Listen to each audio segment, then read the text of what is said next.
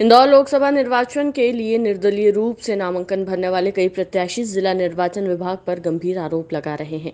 ऐसे ही निर्दलीय प्रत्याशी दिलीप ठक्कर ने इंदौर प्रेस क्लब में एक प्रेस वार्ता कर बताया कि बीते दिन नामांकन पत्र निकालने की अंतिम तिथि थी और वह इंदौर शहर से काफी दूर किसी दूसरे शहर में थे, लेकिन उन्हें बाद में सूचना मिलती है कि उनका फॉर्म किसी ने फर्जी साइन करके निकाल लिया। निर्दलीय प्रत्याशी दिलीप ठक्कर ने जिला निर्वाचन विभाग पर कई गंभीर आरोप लगाया है और कोर्ट जाने की भी बात कही है। मैं प्रेस कॉन्फ्रेंस के माध्यम से इंदौर लोकसभा 26 के मतदाताओं और सभी को एक मैसेज पहुंचाना चाह रहा था कि कल जिस तरीके से जिला प्रशासन और जिला निर्वाचन अधिकारियों ने मेरी गैर मौजूदगी में मेरे बिना एफिडेविट के और मेरे बिना हस्ताक्षर किए मेरा फॉर्म वापस कर लिया है, इस विषय में ये प्रेस कॉन्फ्रेंस में मैं आया था। क्या हुआ? प्रस्तावक तो गए होंगे ना?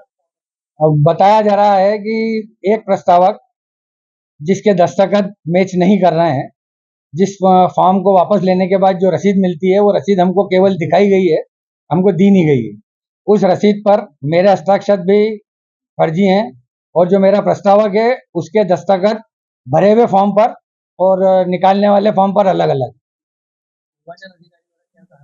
निर्वाचन अधिकारी जी द्वारा कहा गया है कि आप आवेदन दे दो और हम इसके बाद में आगे इसकी कार्रवाई करेंगे।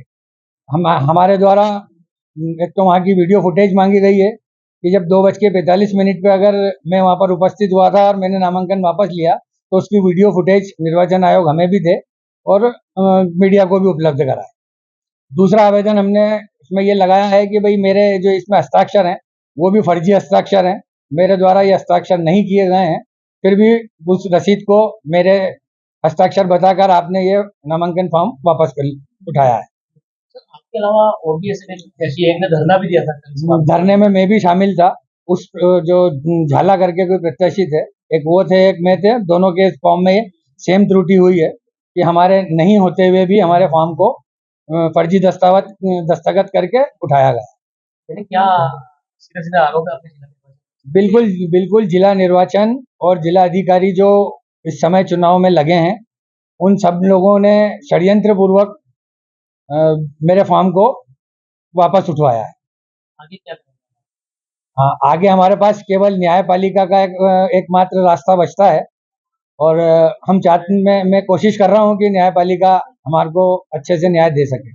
देखिए, प्रेस वार्ता का हमारा आज का जो मुद्दा है वो ये है कि इंदौर के अंदर खुले तौर पे जिला प्रशासन अपनी मनमानी करते हुए लोकतंत्र का गला घोट रहा है। संविधान को एक कोने में रख के और अपनी मर्जी से अपने नियम बना के अपने हिसाब से काम कर। एक भारत के एक नागरिक का अपना मौलिक अधिकार है, उसको संविधान ने यह अधिकार दिया है कि लोकतंत्र के अंदर वो अपनी बात रख सके, जनता के बीच जा सके, चुनाव लड़ सके, इसका अधिकार संविधान देता है। उस अधिकार को खत्म करने का काम इंदौर के जिला प्रशासन और जिला निर्वाचन अधिकारियों के द्वारा कल किया गया। एक निर्दलीय के रूप में अपना नामांकन भरा था। 3 दिन से वो शख्स इंदौर के अंदर था ही नहीं, क्योंकि उसके कहने भी कई लोगों के फोन आ रहे थे कि नाम वापस ले लो, नाम वापस ले लो। इससे परेशान होकर उन्होंने अपना मोबाइल स्विच ऑफ करा और इंदौर से 100-125 किलोमीटर दूर थे 3 दिन से। जब वो व्यक्ति इंदौर आया ही नहीं, नाम वापसी का दिन था कल और वो शाम को 4 बजे इंदौर आ रहा है, तो फिर इंदौर नामांकन वापस लेके कौन गया? ये एक बहुत बड़ा प्रश्न है और बहुत बड़ा एक सवाल है।